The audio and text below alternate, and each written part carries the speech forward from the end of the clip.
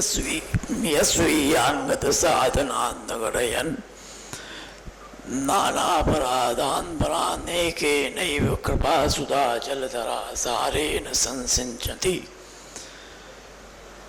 श्यामत्वं निजशोभया परवपुरध्यानेन यत्कौरताम् तं रायोत्तरशब्दमुद्धृतनिजं श्रीमन्मुकुन्दं भजे श्रीमद्गोपाललालं मृगमदविलसत्पालमालं कृतस्व स्वामिन्या सुस्मितास्यं ललितगतिलसन्मालगोपालबालम् वीणौ विन्यस्तहस्तं रतिपतिमदरस्वर्णगात्रं सुनेत्रं रासक्रीडातिलोलं सुललितवसनं राधिकेशं नमामि।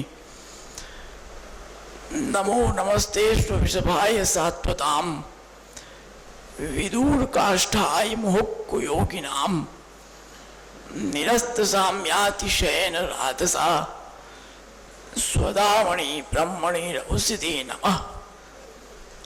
श्रीमदाचार्य चरणं शरणं सर्वदेहिनां अशेषदोषदहनं मस्तके राजतां मम प्रभु नंद कुमारो में स्वामिनी वृषभानुजा कृतार्थोहम कृतार्थोहम कृतार्थोहम न संशयः।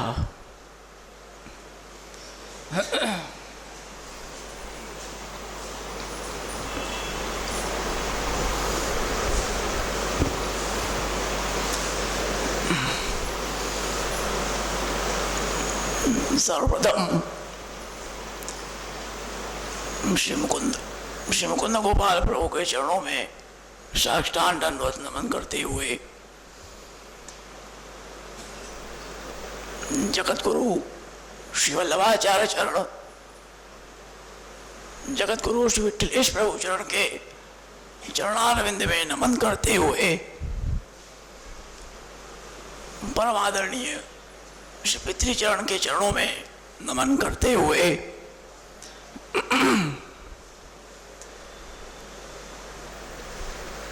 उपस्थित सभी परम भाग्यवान वैष्णवजन,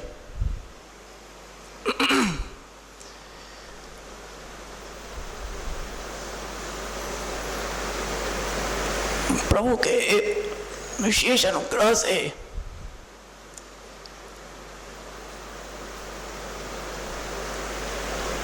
एकादशी सत्संग का क्रम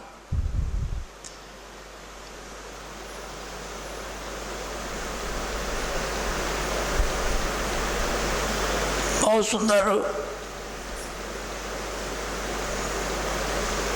अनवरत चल रहा है।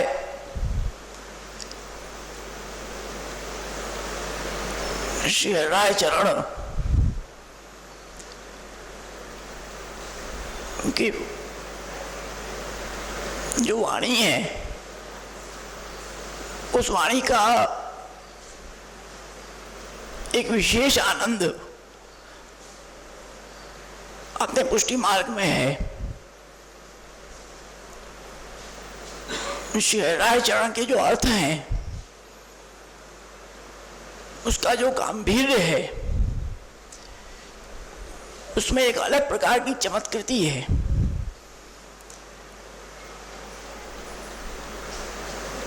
शिक्षा पत्र में भी हम जब विचार करें गहराई से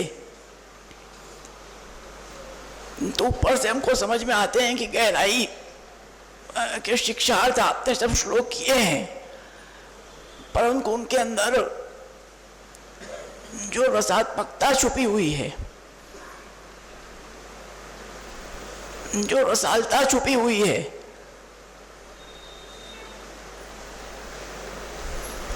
उसका एक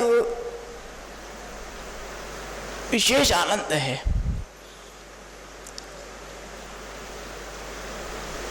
केवल सामान्य शिक्षा ही नहीं, साथ साथ में ये भी शिक्षा आपने दी है कि अपने जो पूर्ण पुरुषोत्तम परब्रह्म है वो रसो वही सह है। रसज्ञ हैं और एकमात्र रसात्मक सेवा के द्वारा ही आप प्रसन्न हो सकते हैं।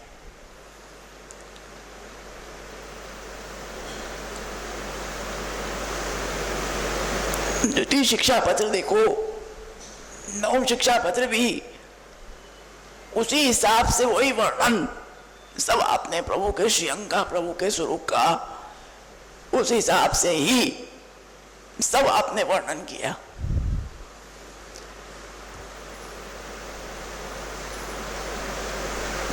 नवम शिक्षा पत्र भगवत कृपा से अपना प्रारंभ हुआ है।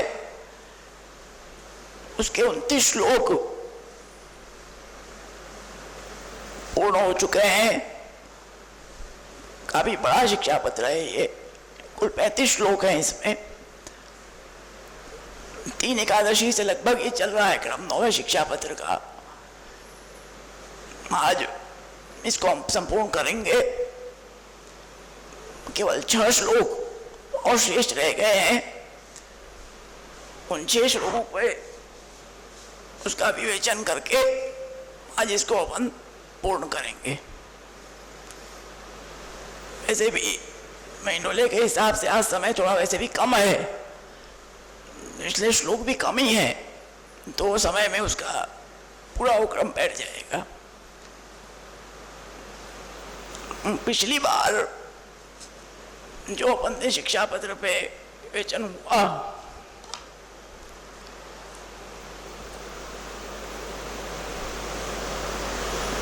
उसको थोड़ा सा हम समझ लें, तब उसकी कड़ी यहां पर जुड़ेगी कि जो स्वरूप का वर्णन और लीला का वर्णन हुआ, तत्पश्चात प्रेम, आसक्ति और व्यसन की क्या स्थिति है। सर्वप्रथम प्रेम हुआ, तत्पश्चात आसक्ति हुई। जब आसक्ति हुई तो सब अपने लौकिक से, संसार से, अपने घर से सब मोह खत्म हुआ। और तत्पश्चात जब व्यसन हुआ तो वो व्यसन की वो स्थिति होती है कि जब व्यसन किसी चीज का लग जाता है तो केवल वही वही दिखाई देता है, उसके बाद कुछ भी नहीं सूझता। तो व्यसन की स्थिति कितनी उच्च है, इस चीज को समझना है। अपन समाज में कह देते हैं कि व्यसन व्यसन, ऐसे नहीं है। श्री रायचरण ने इसको कितना गंभीर रूप से लिया है, ये देखने का आनंद है कि व्यसन, जब प्रभु में व्यसन की स्थिति हो जाएगी तब जाके निस्साधनता आपके, हमारे अंदर, जीव के अंदर आ सकती है। उसके पहले निस्साधनता नहीं आ सकती। अपन बड़े सहज में कह देते हैं कि अपना मार्ग तो वही निस्साधन मार्ग है, परंतु ये निस्साधनता क्या है इसको समझो। केवल कह देने से निस्साधनता नहीं आ सकती। व्यसन के बाद की स्थिति है निस्साधनता की। उस स्थिति में पहुंचोगे तब जाके निस्साधनता होगी, उसके पहले नहीं हो सकती। जब भक्तों को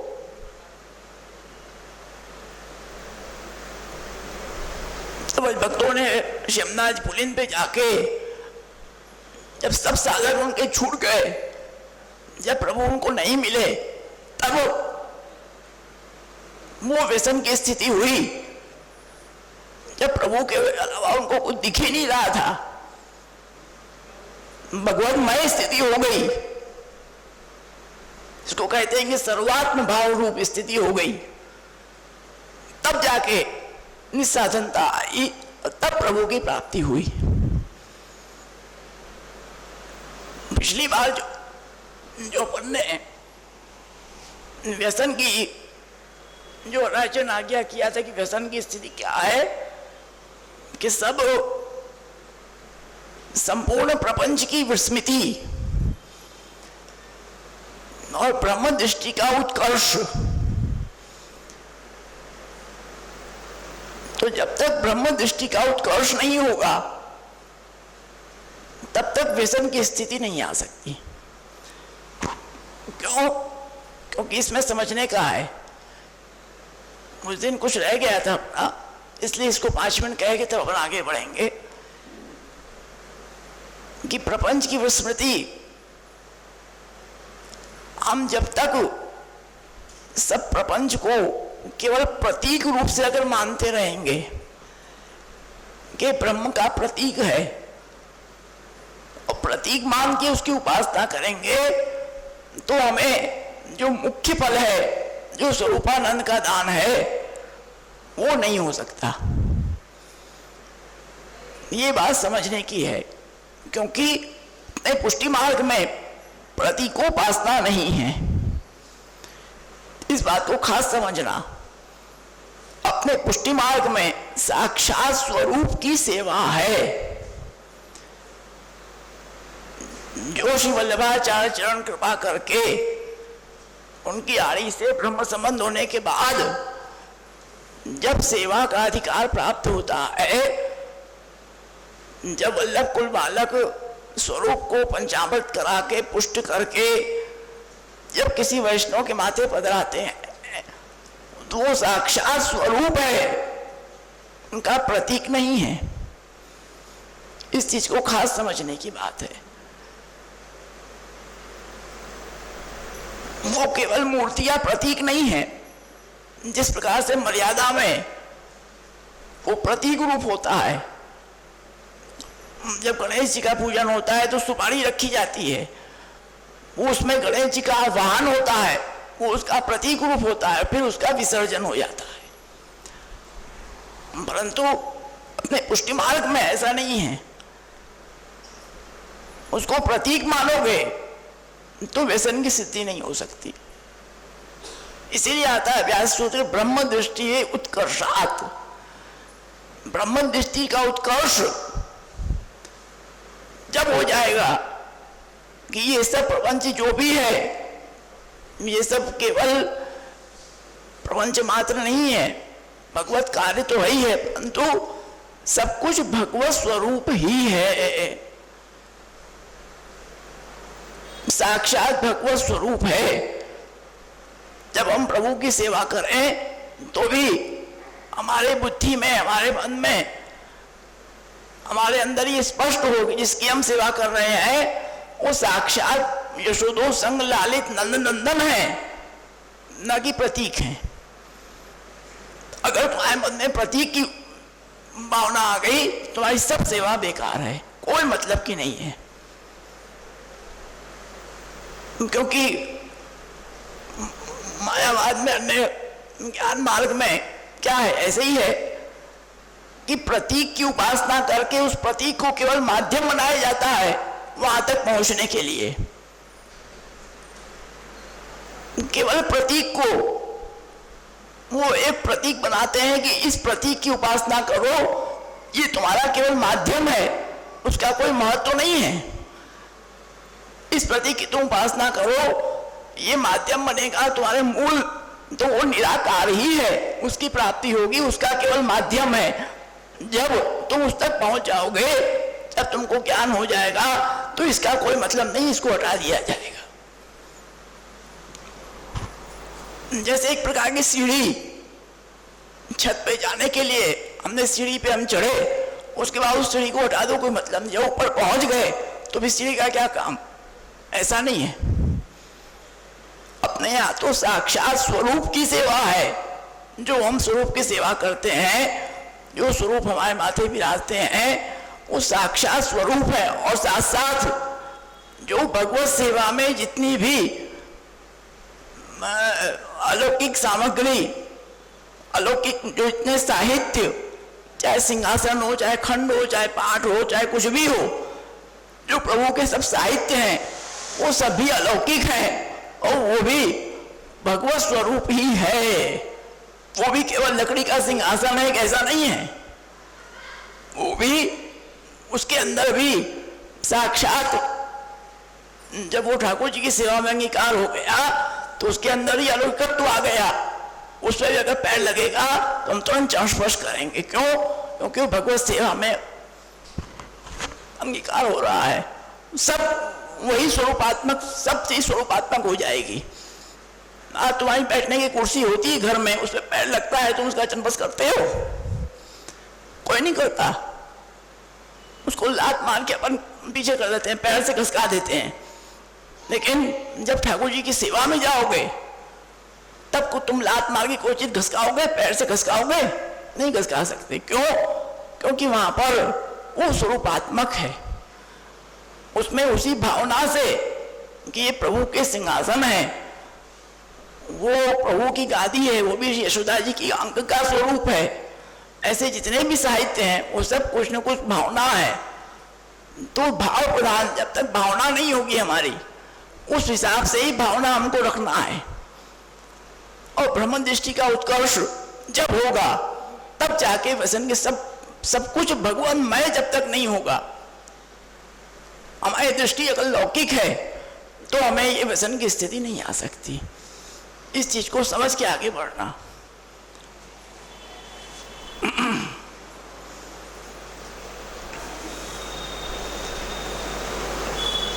इसीलिए इसमें आखिरी बताया गया था कि केवल ग्रंथ का अध्ययन आप अपने मन से कर लो, अपनी बुद्धि से आप अर्थ उसमें नहीं लगा सकते, आपको समझ में नहीं आ सकता। क्यों? जो परंपरागत अर्थ है, जो परंपरागत श्री आचार्य चरण की आज्ञा, जो आचार्य चरण के ग्रंथानुसार उसके अर्थ लगेंगे, तो आपने गुरु के द्वारा जब उसको बताया जाएगा उस अर्थों को, तब आपको वो अर्थ लग सकते हैं। आप अगर सोचोगे अपने मन से, हम अपनी बुद्धि से कोई कल्पना कर लें, उसका अर्थ लगा लें, तो वो नहीं संभव है।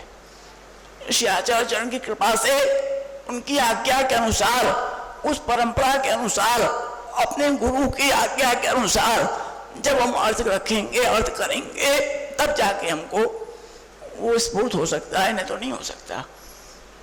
इसलिए वहां पर कहा ऐसे जो सदानंद प्रभु हैं उनका भजन करे। अब भजन जो करे वो भजन कैसे हो सकता है? जब तक भाव नहीं होगा, जब तक भाव नहीं होगा तब तक भजन नहीं हो सकता। भाव मुख्य है। तो भाव कैसे हो?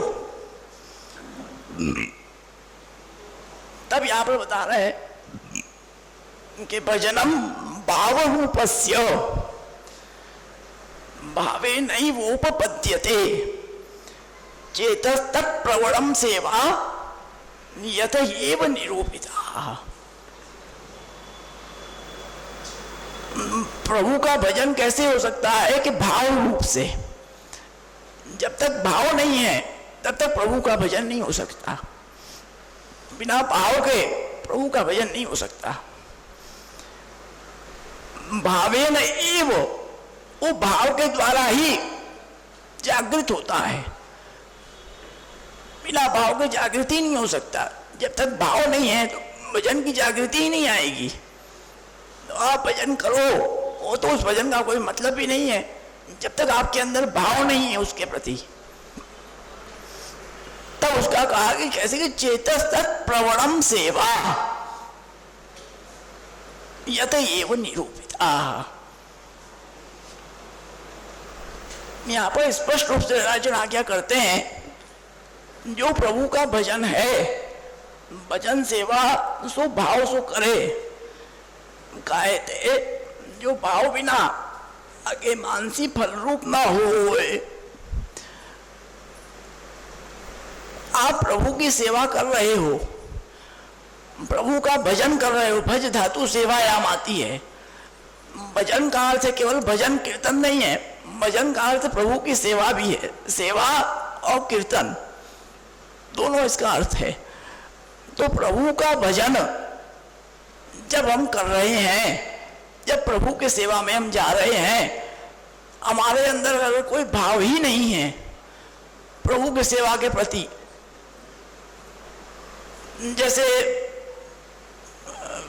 नौकर चाकर होते हैं, वो अपना काम कर दे समझने के लिए नौकर चाकर होते हैं, उनको आप काम के लिए रखते हो तो उनके उन नौकर चाकर के अंदर उस काम के प्रति कोई भाव नहीं होता है। आपके काम के प्रति उनकी नौकरी है, उनको वो चीज काम सौंपा गया है, वो चीज करनी है, वो किया, वो काम खत्म। उनके अंदर उस चीज का भाव नहीं होता। तो अगर हम सेवा भी इसी हिसाब से करेंगे तो केवल क्रिया मात्र रह जाएगी। जब तक भाव नहीं होगा तब तक वो सेवा वास्तविक रूप से सेवा नहीं हो सकती है। केवल क्रिया हो सकती है, सेवा नहीं हो सकती। प्रभु की सेवा में आप गए, आपने सब कुछ किया, ऐसा नहीं कि आपने नहीं किया, आपने सब कुछ किया, सुबह से लेकर शाम तक की सेवा किया, परंतु आपके अंदर भावों का छींटा ही नहीं है। बस आपने एक क्रिया मात्र करके अपना कर पीट दिया और आप बाहर चले आए, तो उसका क्या अर्थ? कोई मतलब नहीं है। और जब तक भावना नहीं होगी तब तक मानसी आपको सिद्ध नहीं हो सकती। मानसी कैसे सिद्ध होगी? कि जब तनुजा सेवा और वित्तजा सेवा जब हमारी बराबर होगी तब जाके मानसी हमारी सिद्ध होगी। केवल बैठे बैठे मानसी सिद्ध नहीं हो सकती है। मानसी की सिद्धि के लिए भी हमें प्रभु की सेवा करना है, अपने तन से और अपने धन से। इसलिए यहां पर आज्ञा किया कि श्री आचार्य चरण सिद्धांत मुक्तावली में आज्ञा करते हैं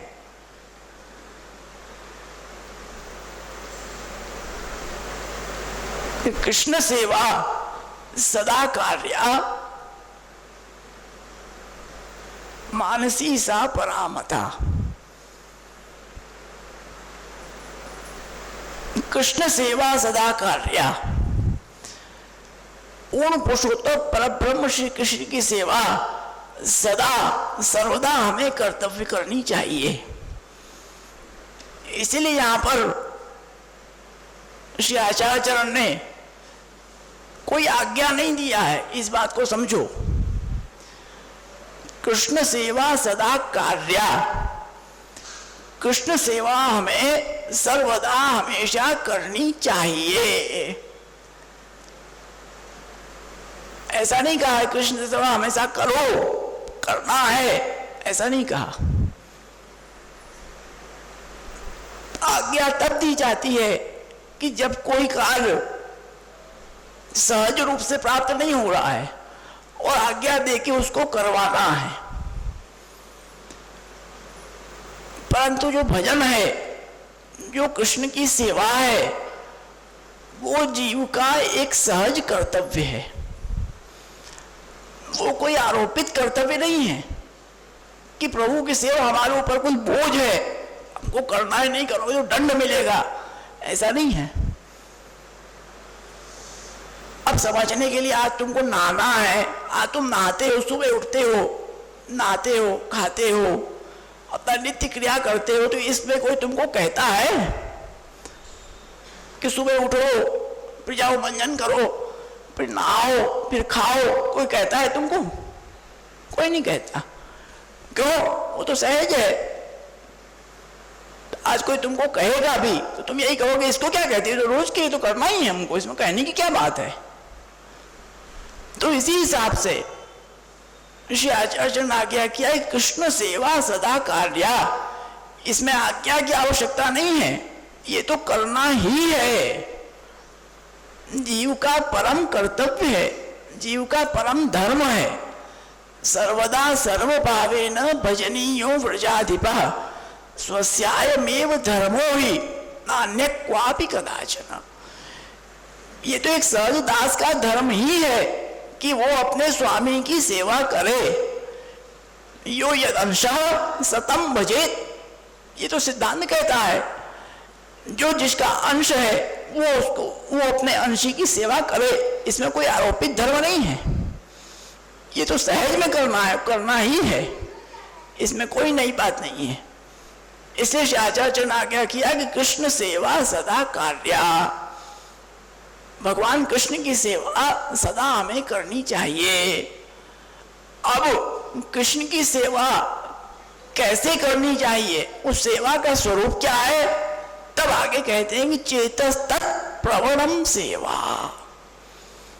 सेवा कहते किसको है, इस बात को समझो।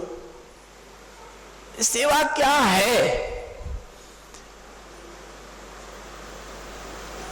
सहज में सब ये मानते हैं कि भाई हमारे ठाकुर जी विराज रहे हैं, हम नहा के गए, प्रभु को जगाया, प्रभु को भोग धरा, प्रभु को स्नान कराया, श्रृंगार किया, हमारी सेवा हुई।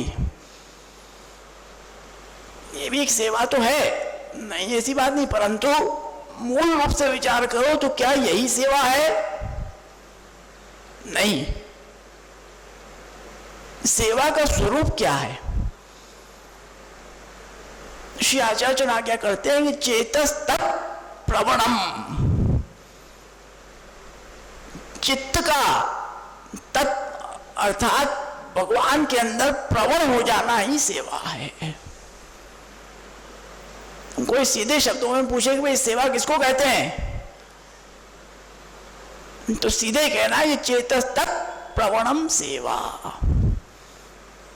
सेवा क्या है कि प्रभु के अंदर तत्, प्रभु में चित्त का, हमारे चित्त का प्रभु के अंदर प्रवण हो जाना, एकदम एक मिल जाना। जिस प्रकार से सुई में जब धागा डाल दो तो वो सुई जहां जहां भी जाएगी वो धागा उसके पीछे जाएगा,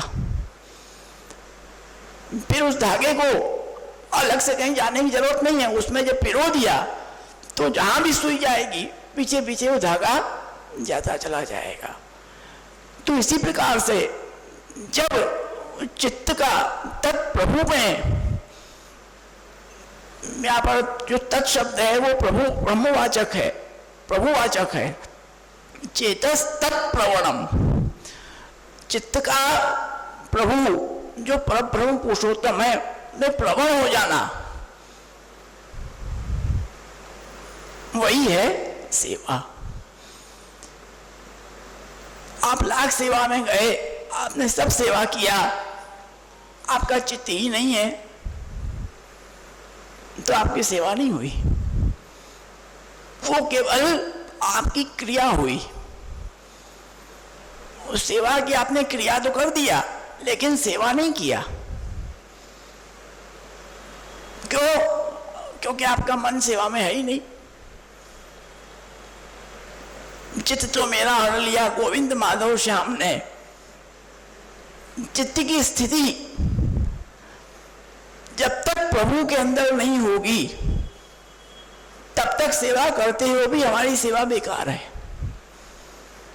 इसका स्पष्ट उदाहरण आता है, वार्ता में देख लो। एक सेठ जी थे, वो सेवा करते थे, उनके यहाँ ठाकुर जी विराजते थे। उन्होंने एक लड़की को रखा था परिचारगी के लिए। तो सेठ जी सेवा में थे, सेवा कर रहे थे, सेवा में श्रृंगार कर रहे थे, और बाहर से एक आदमी आया और पूछा कि भाई सेठ जी कहाँ है? तो लड़की ने क्या कहा कि सेठ जी तो मोची के यहाँ पर अपने जूते बनवाने गए हैं।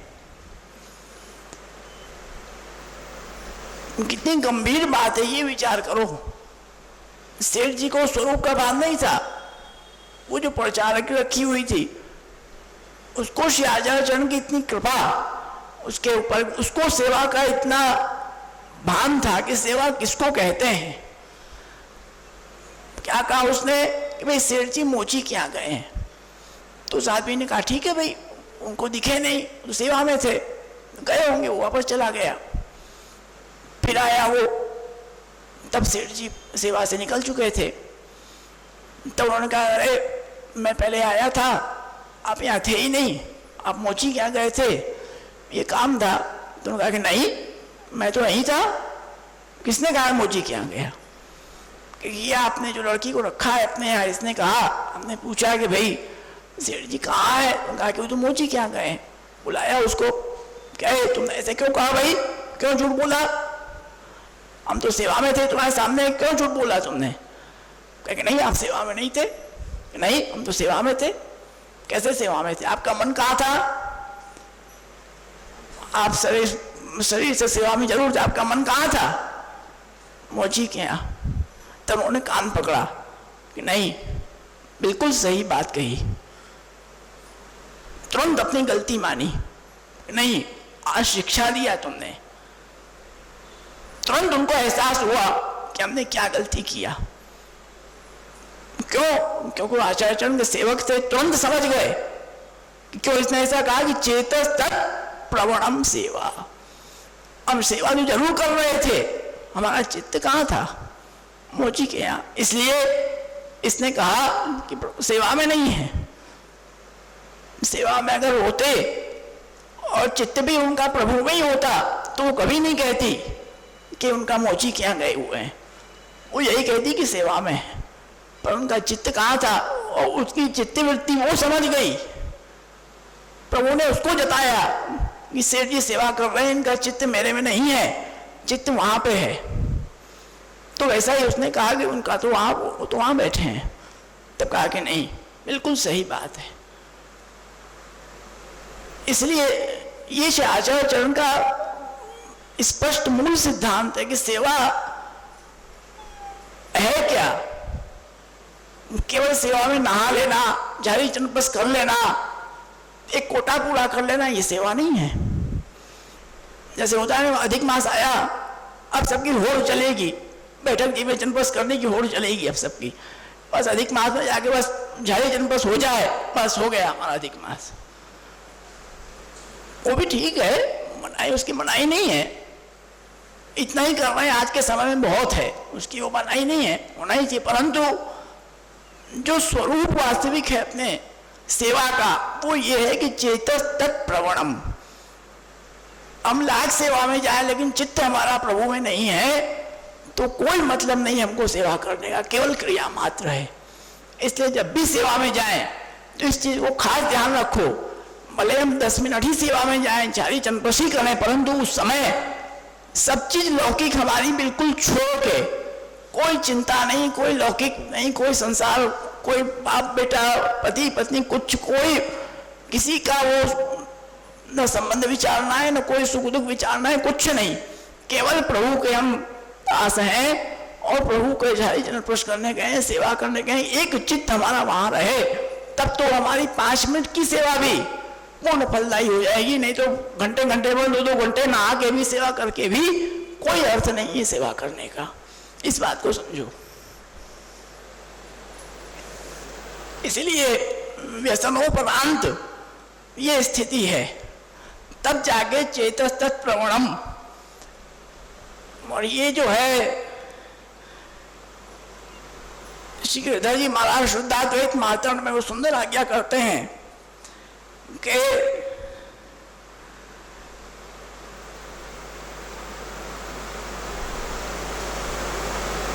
ये जो मानसी सेवा है, ये मानसी सेवा केवल सा व्रजांगनासु, केवल व्रजांगनाओं में ही सिद्ध है वास्तविक रूप में, बाकी कहीं भी सिद्ध नहीं है। श्रीमद् भागवत का उदाहरण देते हैं आप, एकादश स्कंद का, ता नाविदन मय्यनु शक्क बद्धियः स्वात्मात्मना मदस्थथेदम इति श्री भागवत वचनात्। यम सर्वात्म भाव काष्ठा। श्री गिरधर जी महाराज स्पष्ट आज्ञा करते हैं कि ये जो मानसी सेवा है ये सर्वात्म भाव की काष्ठा है, यही सर्वात्म भाव है। जब हमको मानसी सिद्ध हो गई तो समझो कि सर्वात्म भाव प्रभु में हमारा सिद्ध हो गया। और तत्सिद्ध्यर्थम, सर्वात्म भाव रूप मानसी सेवा सिद्ध्यर्थम, सर्वात्म भाव रूप जो मानसी सेवा है उसकी सिद्धि के लिए वो कैसे प्राप्त होगी? तब कहा कि तनुवित्ताभ्याम जन्यते या सा तनुवित्त जनि। जो सर्वात्म भाव रूप जो मानसी सेवा है वो सिद्धि कब होगी? कि जब तन सेवा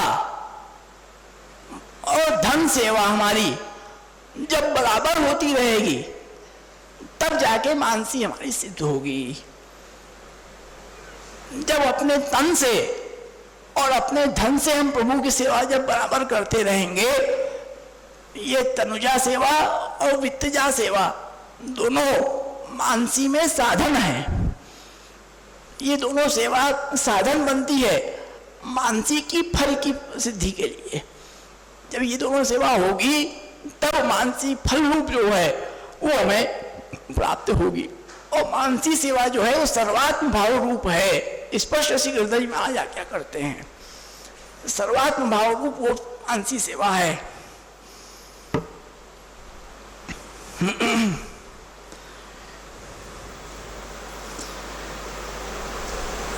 इसीलिए उभयो साधकत्वम, तनुजा सेवा और वित्तजा सेवा दोनों को जब हम एक साथ जब करेंगे जब तब साधक बनेगी।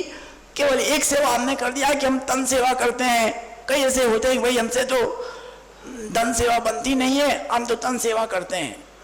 कई होते हैं कि भाई नाग्य होते हैं भाई सेवा ले लो, बाकी हम शरीर से नहीं कर सकते। ऐसे नहीं हो सकता। अपने यहाँ तो स्पष्ट आ गया है कि तनुजा सेवा तन से और धन से दोनों सेवा हम जब करेंगे तब जाके मानसी फल रूप सिद्ध होगी, नहीं तो नहीं हो सकती है। भले आपके पास सामर्थ्य नहीं है, यत् किंचित भी पत्रम पुष्पम फलम तोयम ये में व्यक्तिया प्रयच्छति तदम भक्त्योपरतश्नामि प्रेत आत्मनः। स्पष्ट प्रभु के वचन है कि आप कुछ भी अंगीकार कराओ, आपसे ऐसा नहीं कि आप इतना ही दो, नहीं। प्रहलाद दास जी का प्रसंग आता है ना, छोला धरते थे मुट्ठी भर, गदाधर दास जी जल धरते थे केवल, परंतु अपनी सत्ता का अंगीकार कराते थे। गदाधर दास जी के यहाँ कुछ भी नहीं था, लेकिन कभी कर्ज लेके उन्होंने सेवा नहीं किया, जो भी अपने पास बना उसी सेवा किया। यही सिद्धांत है, अपने तन से अपने धन से हम प्रभु की सेवा करें तब मानसी फल रूप हमारी सिद्ध होगी, नहीं तो नहीं हो सकती है।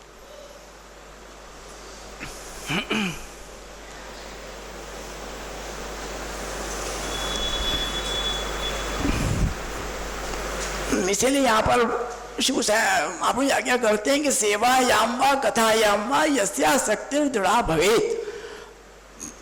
पहले प्रभु की सेवा, फिर अनुसार में भजन, फिर प्रभु की सेवा और फिर भजन, इसको अनवरत चलाना है, रात दिन कंटिन्यू। जब ये चीज रहेगी तब जाके मानसी सिद्ध हो सकती है, नहीं तो नहीं हो सकती है।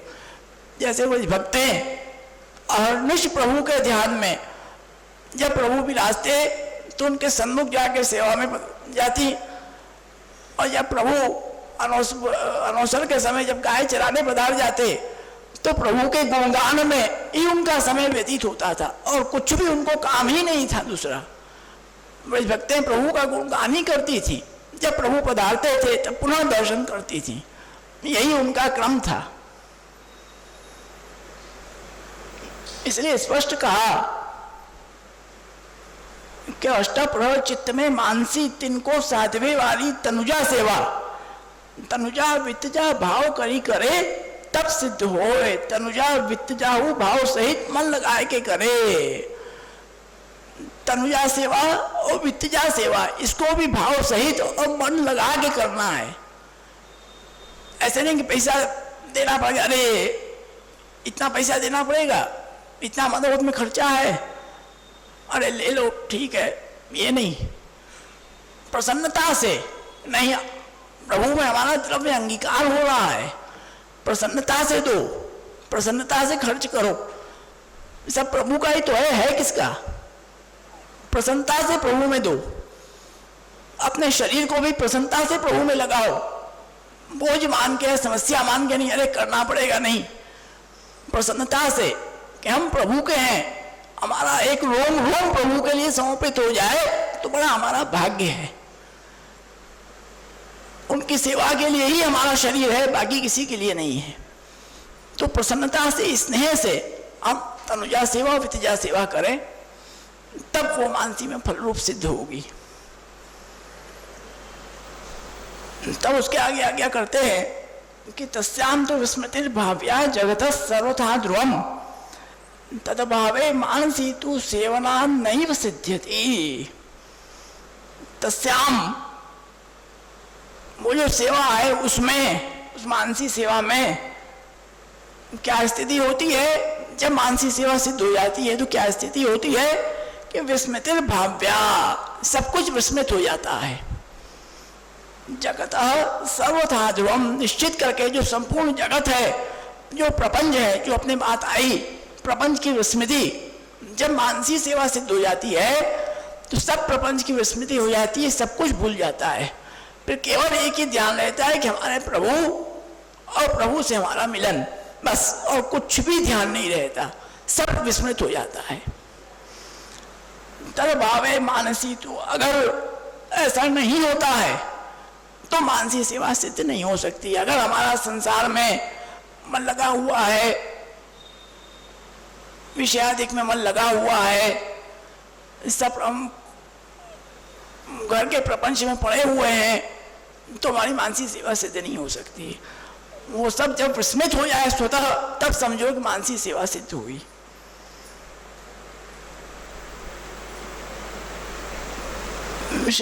राजन आज्ञा करते हैं कि मानसी सेवा को यह भाव है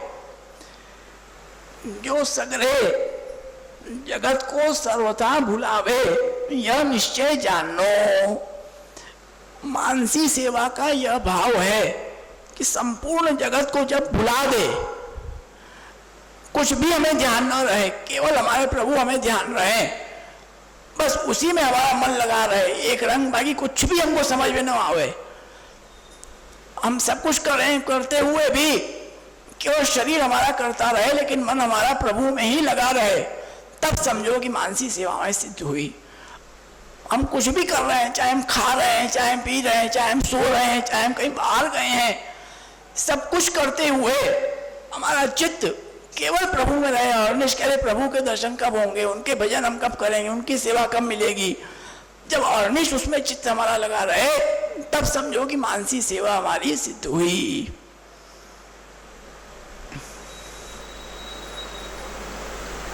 अब यहां पर कहते हैं कि भाई पहले तो तनुजा वित्तजा सेवा ही दुर्लभ है, तो मानसी कैसे होगी? तब उसको बता रहे हैं कि वो समस्या कहां पे आती है, क्यों सिद्ध नहीं हो पाती, उसमें क्या रोड़ा क्या बनता है, उसको आप आज्ञा कर रहे हैं कि उसमें बाधक क्या है, जो इस प्रकार की स्थिति हमारी नहीं बन पाती है, उसमें बाधक क्या है, क्यों नहीं बन पाती है ऐसी स्थिति, उसको आप बता रहे हैं।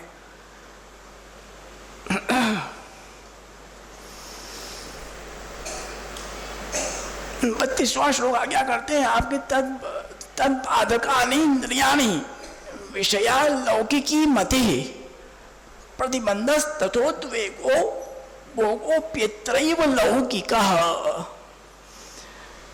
सबसे बड़ी बाधा क्या होती है कि हमारी इंद्रियां, जो हमारी इंद्रियां हैं, उन इंद्रियों के विषय वो इतने प्रबल होते हैं, इंद्रियां इतनी प्रबल होती हैं अपने विषयों में कि उसको हम वहां से हटा नहीं सकते। सबसे बड़ी बाधा कि हमारी इंद्रियां बनती हैं। विषया लौकिकी मति, हमारी जो मति है, हमारी बुद्धि है, वो लौकिक बुद्धि है।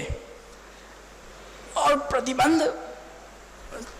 प्रतिबंधस तथोद्वेगो, तो ये जब स्थिति होती है तो क्या होता है कि प्रतिबंध होता है, फिर क्या होता है कि उद्वेग होता है, फिर क्या होता है कि भोग होता है। ये तीन चीज होती है। प्रतिबंध होता है, अरे हमारे तो ये काम है, ये फंसा हो रहा है, कैसे सेवा में हम जाएंगे, हमारे तो ये समस्या है, प्रतिबंध होता है वहां पर। उसके बाद उद्वेग होता है, कि प्रभु की सेवा में हम गए तो है, फटाफट सेवा निपटा रहे, अरे जल्दी करो जाना है, दुकान का समय हो गया है, वहां जाना है, यहाँ जाना है, मन में उद्वेग होता है। और क्या होता है कि भोग, लौकिक भोग, अरे ये खाना है, अरे वहां जाना है, अरे उस कार्यक्रम का आनंद लेना है, अरे ये करना है, ये भोग, लौकिक भोग उत्पन्न होता है।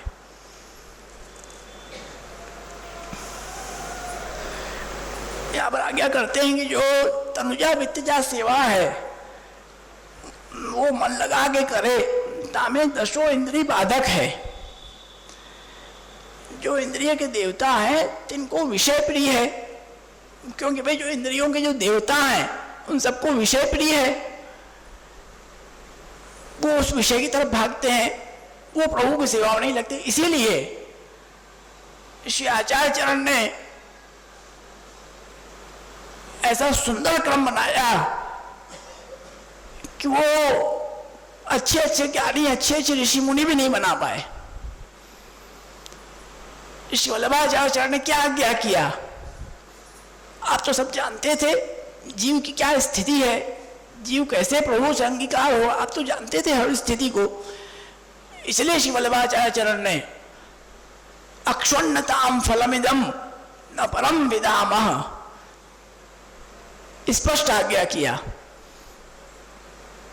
कि सबसे बड़ी समस्या क्या है कि हमारी इंद्रियां,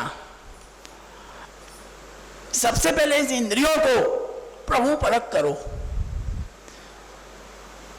जब तक इंद्रियां प्रभु परक नहीं होंगी तब तक हम जीव को प्रभु की सेवा की तरफ खींच ही नहीं सकते। तो इंद्रियां तो भाई विषय परक हैं, जीव है उसको तो खाने को चाहिए बढ़िया बढ़िया चीज, नेत्र है उसको तो भाई लौकिक संसार की सब चीजें देखने को चाहिए, तो उनको भगवत परक कैसे किया जाए। उन इंद्रियों को विषय से हटाने की जरूरत नहीं है। जो इंद्रियां मांग रही हैं उसको वही चीज दो, परंतु उसका स्वरूप बदल दो, बस इतना कर दो। दूसरे जो ऋषि मुनि हैं, ज्ञानी हैं, वो क्यों समस्या में फंस गए, उसका कारण यही है कि उन्होंने उस चीज को रोकना चाहा। भाई इंद्रियां हैं वो वेगवान होती हैं, उस वेग को जब आप रोकोगे, जब तक आप रोक के बैठे हो तब तक तो ठीक है, जब आपकी रुकावट वहां से हटी तो समझ लो कि सीधा विनाश होगा। अभी स्थिति देखो, ऐसे बड़े बड़े सब बांध बने हैं, सब जल को रोकने के लिए तो बने हैं। जब लेकिन बारिश आई और लिमिट से ऊपर पानी हुआ तो वो बड़े बड़े बांध भी कोई काम कर पाते हैं? नहीं कर पाते। और उसमें जो रुका हुआ जो जल है, जब तक रुका है तब तक तो ठीक है, अगर वो बांध टूटा तो क्या होगा? उसका विनाश होगा, निश्चित विनाश होना है। परंतु उसी रोके हुए जल को, उसको आप रोक के न रोक, उसको रोकने की आवश्यकता नहीं है। उसको क्या करो कि छोटी छोटी नहरों के रूप में, छोटे छोटे तालाबों के रूप में उसको आप अलग अलग बांट दो, तो वही जो विनाशकारी पानी है वो आपका विनाश न करते हुए उस खेती में, खेतों में आपको उपयोग करेगा। करेगा कि नहीं करेगा? उसको अगर रोक के आप वो तोड़ते हो, पान टूटता है तो वो विनाश होगा। परंतु उसको आप अगर अलग अलग भागों में बांट दोगे तो वही पानी जो विनाश कर रहा है वही आपको गुण करने वाला हो जाएगा। इसीलिए श्री आचार्य चरण ने क्या आज्ञा किया कि जो इंद्रियां हैं उनको विषय चाहिए, उसके बिना रह नहीं सकती हैं वो विषय बिना, विषय तो चाहिए। तो उनको क्या विषय दे दो कि अक्षुण्णताम फलमिदम न परम विदामः। भाई नेत्रों को देखना पसंद है ना, कर भगवत दर्शन कर दो। जीव को खाना पसंद है तो महाप्रसाद ले, हाथ को करना पसंद है भगवत सेवा कर। भगवत आश्रय संलापो दर्शनम मिलितस्य च आश्लेष सेवनम चापि स्पर्शश्चापि तथा विधः अधरामृतपानम च भोगो रोमोद्गमन तथा तत्कूजितानाम श्रवणम। संपूर्ण इंद्रियों का भगवत परक कर दो। जितने इंद्रियों के विषय हैं उन सब विषयों को प्रभु में ले लो। प्रभु के दर्शन, प्रभु से मिलन, अधरामृत का पान, सब प्रभु परक कर दो। भाई कान को सुनना पसंद है तो गाना मत सुनो, प्रभु के भजन, प्रभु के कीर्तन सुनो। उसको सुनना ही है ना, ये सुनो। उसको उसके विषय मिल जाएंगे, वो शांत हो जाएगी और आपका काम हो जाएगा कि आप लौकिक से हटके अलौकिक में आ गए। तो ये श्री आचार्यचरण ने कितनी टेक्निकल बात बताई, इस बात को समझो। सब बड़े बड़े ज्ञानी उस वेग को रोक के बैठे हो, जब वो वेग अगर टूटा तो वो बेचारे उतना रोका हुआ उतने साल की तपस्या सब भंग हो गई उनकी, सब कुछ भंग हो गया, फिर कुछ हाथ नहीं लगा। इसलिए अपने यहाँ संन्यास नहीं है,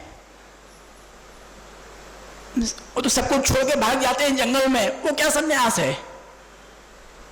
गृहस्थ में रह करके अव्यावृत होकर अपने चित्त को सब जगह से हटा के प्रभु में लगाओ, वो वास्तविक संन्यास है। भगवा वस्त्र पहन के जंगल में भाग जाना संन्यास नहीं है। वो तो आपने वहां से हटा लिया मन को, भाई हमारा मन कंट्रोल नहीं हो सकता तो यहां से भाग जाओ। भागने की आवश्यकता नहीं है, वहीं पर रह के उस चीज को कंट्रोल करो, तब तुम्हारा कंट्रोल वास्तविक है, नहीं तो कोई मतलब का नहीं है। इसलिए आचार्यचरण ने गृहस्थित्वा स्वधर्मतः अव्यावृतो भजेत कृष्णम पूजया श्रवणा देवे, तो सब इंद्रियों को भगवत परक कर दिया। ये श्री आचार्यचरण का ही चमत्कृति है, आगे किसी में सामर्थ्य नहीं है। तो सब इंद्रियां जब भगवत परक हो जाएंगी तो स्वतः हम लौकिक से हट जाएंगे, हमें लौकिक में कोई जरूरत नहीं रहने की। सब हमको विषय अलौकिक में प्राप्त हो जाएंगे, हमारे सब इंद्रियों की पूर्ति हो जाएगी। इसीलिए वहां पर प्रणय गीत में प्रारंभ में ही सब भक्तों ने क्या कहा कि मैं वम विभोर अति भवान गतित्वम नशंसहु संत्यज्य सर्व विषयास्तव पाद मूलम। हे प्रभु, हम जो यहाँ पर आई हैं ना, आप हमको जो लौटा रहे हो, पहले हमारी वास्तविकता समझ लो। हम क्या सब छोड़ के आई हैं? संत्यज्य सर्व विषयान, जितने भी विषय हैं लौकिक विषय, हम सबको छोड़ के यहाँ पर आई हैं। और केवल विषय को छोड़ के नहीं, सवासनाया, वासना के सहित, इस बात को समझो आप। केवल विषय को छोड़ देना नहीं होता है, उसकी वासना को भी छोड़ देना। वासना रह जाती है, जैसे पंखा है समझने के लिए, पंखा आपने लाइट बंद कर दिया, स्विच बंद कर दिया, पंखा बंद हो गया, उसको करंट नहीं मिल रहा है, परंतु पंखा हिलता रहेगा, तो स्टॉप होगा? नहीं होगा। पंखा चल रहा है, उसकी स्विच बंद हो गया, करंट बंद हो गया, पर फिर भी पंखा धीमे धीमे धीमे धीमे जाके बंद होगा। ये वासना है। तो विषय में से मन तो हट जाता है, परंतु वासना रह जाती है, तो वासना वापस खींच लेती है हमको। इसलिए वो भक्त कह रहे हैं कि वासना के साथ त्याग करके हम आपके पास आई हैं, केवल विषयों का त्याग करके नहीं। और आप ये भी ध्यान रखना कि यहाँ पे हमारा जारक तो भी नहीं है, हम जार भाव को भी छोड़ के आई हैं। आप ये मत समझ आके हम चार भाव से, काम भाव से आपके पास चली आई हैं, ऐसा नहीं है। जो चार भाव वाली भक्ति थी वो तो वहीं पर रह गई, वो तो आई कहाँ पाई, वो तो प्रभु ने वहीं से उनको दान दे दिया, वो तो वहीं रह गई, रास में प्रवेश नहीं हुआ उनका। प्रवेश किसका हुआ? जो निष्काम भाव से आई थी प्रभु के सन्मुख, उनका उल्लास में आह्वान हुआ। इसलिए भक्त कह रहे हैं कि संत्यज्य सर्व विषयान, सब कुछ छोड़ के आई है। अगर छोड़ के नहीं आई होती ना तो पाद मूल की प्राप्ति नहीं होती। इसलिए कहा कि पाद मूलम, पाद मूल कहा है कि पाद मूल की प्राप्ति हुई है। इसका प्रत्यक्ष उदाहरण है कि हम सब छोड़ के आई है, तब हमको आपके पाद मूल की प्राप्ति हो रही है, नहीं तो नहीं होती। इसलिए ये है पुष्टि मार्गी संन्यास, ये है पुष्टि मार्गी संन्यास। सब विषयों को छोड़ के प्रभु के चरणारविंद के मूल में हमें प्राप्त हो जाना, इसको कहते हैं वास्तविक रूप से संन्यास। खाली दुपट्टा केसरी लेके जंगल में भाग जाना संन्यास नहीं है, ये है संन्यास।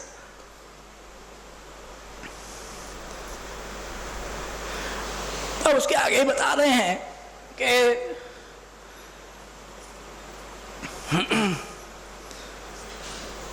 तीन श्लोक है, फटाफट बढ़ाते हैं उसको अपन, कि ये स्थिति होती क्यों है, इसका कारण क्या है कि इंद्रियों विषय में लग जाती है। इसका क्या कारण है? इसका कारण ये है कि दुष्टान्न भक्षणम चापी ये समर्पित भक्षणम असत्संग सर्वथा ही भाव बाधक इष्यते। भाव को बाधक करने वाली क्या चीजें हैं कि दुष्टान्न भक्षणम, दुष्ट के अन्न का भक्षण करना, जो खूब हो रहा है आज के समय में, जम के हो रहा है। दुष्ट के अन्न का ही भोजन होता है, अच्छे के अन्न का भोजन होता ही कहाँ है। खूब बाजारों में लोग चाटते हैं जा जाके, वो दुष्ट अन्न तो वही है। कौन बना रहा है, क्या उसकी जात है, मुसलमान है, भंगी है, चमार है, धोबी है, क्या है, हम कुछ जानते हैं? नहीं जानते। कैसे हाथ से बना रहा है, क्या उसका वो है, क्या स्थिति से बन रहा है, हमें कुछ नहीं मालूम। हम खाली अपने स्वाद से मतलब है, बस बाजार में जाना हो खाना, हमारे सामने अच्छी चीज सच के आ गई, वो चीज अच्छी है, बस जो हमको दिखी वो अच्छा है, वास्तविक रूप से अच्छा है कि नहीं इससे हमसे मतलब नहीं है। तो वो दुष्टान्न भक्षणम, जो दुष्ट अन्न का भक्षण हो रहा है, वो सबसे बड़ा बाधक है। फिर क्या है कि असमर्पित भक्षणम, असमर्पित का भक्षण हो रहा है, भोग धरने का सवाल ही नहीं है। अब बाजार में जाके खाओगे तो क्या भोग धरोगे तुम? भोग धरोगे? कुछ नहीं भोग धरते हो, कोई भोग नहीं धरता है, बाजार में खाता है। बाजार की बात छोड़ो, घर में ही भोग धरना बंद हो गया है। तो जिसके यहाँ ठाकुर जी विराज रहे हैं, उसके यहाँ भले ही जो प्रभु अरोकते हो वो उसमें प्रसादी मिला लेते हो तो मिला लेते हो, तो वो भी नहीं करते होंगे आजकल। तो अपना खाना बना, खाया और रवाना। किसी को होश ही नहीं है कि हमको समर्पित खाना है। कितना दोष बताया है पुराणों में, विचार करो। उसके वचन आपने दिए, अवैष्णवानाम च पतितानाम तथैव च अनर्पितम तथा विष्णु सुमांस सद्वशम भवेत। जो अवैष्णव के हाथ से जो खाता है वो साक्षात कुत्ते के मांस के बराबर है। स्पष्ट आज्ञा हो रही है, हम नहीं कह रहे हैं। मैं सुन रहा हूँ बाबा साहब बैठ के कह रहे हैं, यहाँ बाबा साहब नहीं कह रहे हैं। शहराय चरण क्या क्या है, पुराणों के वचन है। जो वैष्णव के हाथ से, जो नीच जाति दुष्ट के हाथ से खाता है, वो साक्षात कुत्ते के मांस को खाता है, समझ लो। और साथ साथ में जो असमर्पित खाता है, मणि वेद्य तो यो भुगते अरे परमात्मने पतंति पितरस्तस्य नरके शाश्वती समाह। जो असमर्पित खाता है, जो प्रभु को विष्णु को अर्पण नहीं करता है, उसकी क्या स्थिति होती है कि उसके जो पितर हैं वो सब नरक में जाते हैं। वो सब अपने, उसके पितर सब नरक में जाते हैं, वो खुद भी नरकगामी हो जाता है।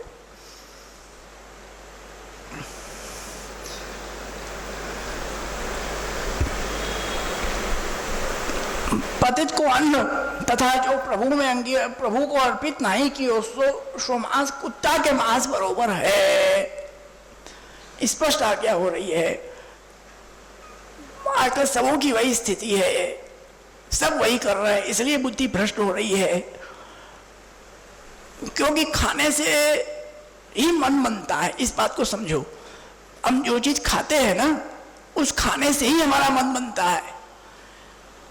ये उपनिषद कहता है, हम नहीं कह रहे हैं। अन्नम अशितम त्रेधा विधीयते। जो अन्न होता है वो 3 भाग में बंटता है। पहला भाग तो मल में जाता है, पुंसम, जो हम खाते हैं पूरे दिन में, उसका जो पहला जो स्थूल भाग है वो हमारे मल के द्वारा निकल जाता है।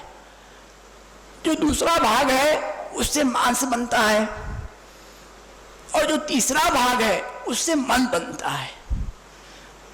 तो जैसा खाओगे वैसा ही तुम्हारा मन होगी, वैसे ही बुद्धि होगी। दुष्ट का अन्न खाओगे तो वही दुष्ट बुद्धि होगी, असमर्पित खाओगे तो वही बुद्धि होगी। उसके बाद ये आज्ञा करते हैं, क्या फलश्रुति है, आखिरी 2 श्लोक हैं एक साथ हैं, कि ये फलश्रुति दे रहे हैं कि अब क्या करना, कि तस्मात् त्यक्त्वा दुष्ट संगम कृत्वा स्वाचार्य संशयम ददीय जन संसर्गे स्थित्वा मार्गे तथा गुरौ कृत्वा विषय वैराग्यम परितोषम विधाय च सदानंदम सदानंदम फल प्राप्त्यै सदा भजेत। कैसी स्थिति न हो, असमर्पित को हम न खाएं, दुष्ट के अन्न का भक्षण न करें, उससे बचें। वो कैसे हो सकता है? तस्मात्, उसको आपने फलश्रुति दे रहे हैं कि इसलिए तस्मात् त्यक्त्वा दुष्ट संगम, दुष्ट के संग को छोड़कर, दुष्ट के संग को छोड़ दो। तो क्या पकड़ो कि स्वाचार्य संशयम, अपने आचार्य श्री वल्लभाचार्य चरण श्री विठलेश प्रभु चरण के चरणारविंद का आश्रय करो। और क्या करो कि तदीय जन संसर्गे, जो तदीय जन है, जो भगवदी जन है, जो सत्संगी है, जो इस सिद्धांत का पालन करते हैं, जो अच्छी बात बताएं आपको, उनका उनके संसर्ग में रहो, स्थित होकर के मार्गो तथा गुरु, जो अपने मार्ग के गुरु हैं उनके संसर्ग में रहो। और कृत्वा विषय वैराग्यम, जो लौकिक विषय है, संसार के विषय हैं, उन सब विषय में से वैराग्य ले लो। उन सब विषयों की तरफ आकर्षित मत हो, उनसे वैराग्य ले लो। और क्या करो कि सबसे बड़ी बात जो आज के समय में बहुत आवश्यक है, क्या? परितोषम विधाय च, संतुष्टि रखो। आजकल संतुष्टि किसी को नहीं है, परितोष किसी के अंदर नहीं है, असंतोष बना हुआ है। कितना भी कमा लो कमी है पैसे की, कितना भी खा लो हमने ये नहीं खाया ये रह गया, कितना भी कुछ कर लो असंतोष मन में हमारे सदा बना हुआ है। और ये असंतोष ही हमें सब उल्टा पुल्टा काम करवाता है। अगर संतोष हो जाए, नहीं चलो ठीक है भाई, कितना है, क्या करना है, कौन ढो के छाती पे ले जाना है, ठीक है कमा रहे आन से भगवत सेवा करो, ठीक है जितना कमा रहे हैं अच्छा, नहीं और चाहिए और चाहिए, हाय लगी हुई है। किसी को खाने की हाय होती है, किसी को पैसे की हाय होती है, किसी को संसार के संबंध निभाने की हाय होती है, किसी को क्या हाय होती है, वो हाय हाय हाय करता हुआ उसका जीवन नाश हो जाता है। इसीलिए श्री राजरा क्या करते हैं कि ये स्थिति नहीं होनी चाहिए। सेवा में क्या स्थिति होगी, हाय हाय करने की आवश्यकता नहीं है। ऐसी हाय रखना हो तो सेवा में रखो ना, कि प्रभु की सेवा नहीं मिली, कितनी सेवा भी कर लो तो भी मन में बना रहे कि नहीं प्रभु सेवा नहीं मिली, ये बाकी है, अभी ये दर्शन बाकी है, उसकी हाय नहीं होती। वो तो एक किया, चलो हो गया पूरे दिन की छुट्टी, अब लगो अपने काम में, छोड़ो हो गया। ऐसा नहीं, संतोष बहुत आवश्यक है। संतोष रखो मन में हर चीज से।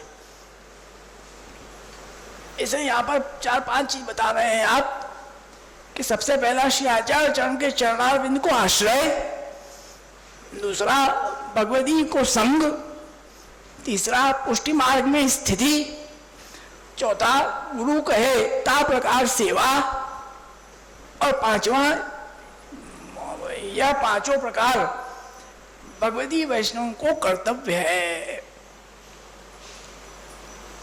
पुष्टि मार्ग में स्थिति रखो, श्री आचार्य चरण के चरणारविंद में दृढ़ आश्रय रखो, गुरु कहे उसके वचन के अनुसार चलो, तब आपकी स्थिति मजबूत हो सकती है। तब आप इन दुष्ट अन्न से, दुष्ट के अस्वाभित त्याग आप कर सकते हो, नहीं तो आप नहीं कर सकते। भगवत इच्छा से आए, देखो स्पष्ट कहा है, भगवत इच्छा से जो आवे